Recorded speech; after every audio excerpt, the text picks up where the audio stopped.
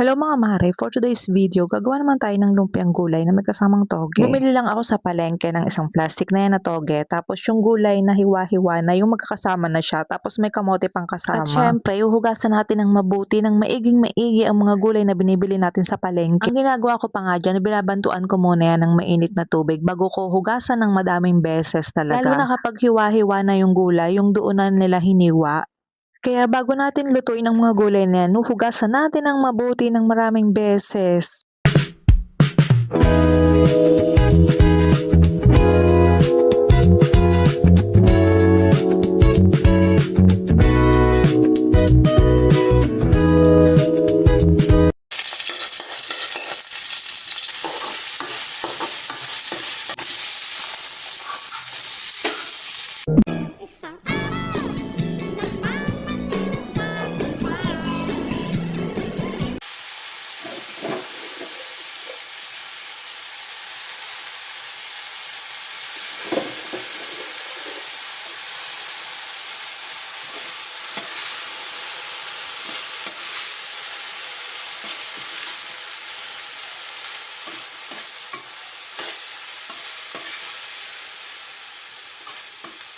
And ayan, after nating mapagsama-sama ang toge at mga gulay, titimplahan naman natin, lalagyan natin ng asin, paminta at saka oyster sauce.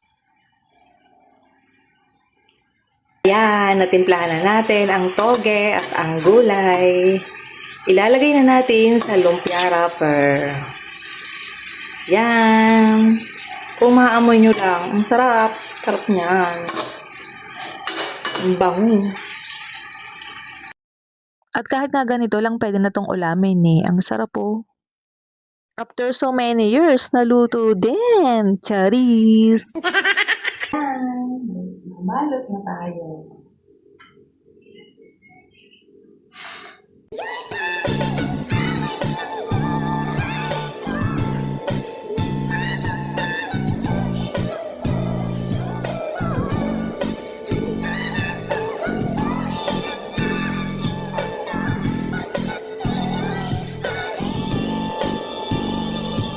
At ayan, naglagay na tayo ng mantika sa kawali, tapos ipiprito na natin yung lumpia. Ang ginagamit ko nga palang mantika ay coconut oil. Napakalinaw niyan, ang ganda niyang pagprituhan.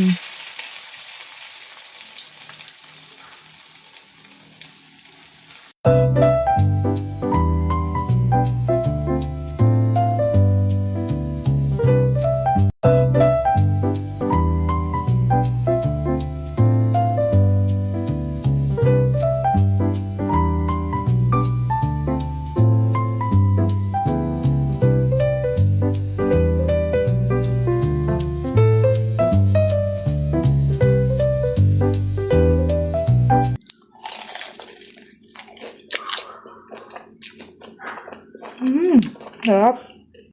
At ayan, tatapusin ko na muna ang aking mini vlog. Thank you for watching. Ingat po tayong lahat. Bye-bye!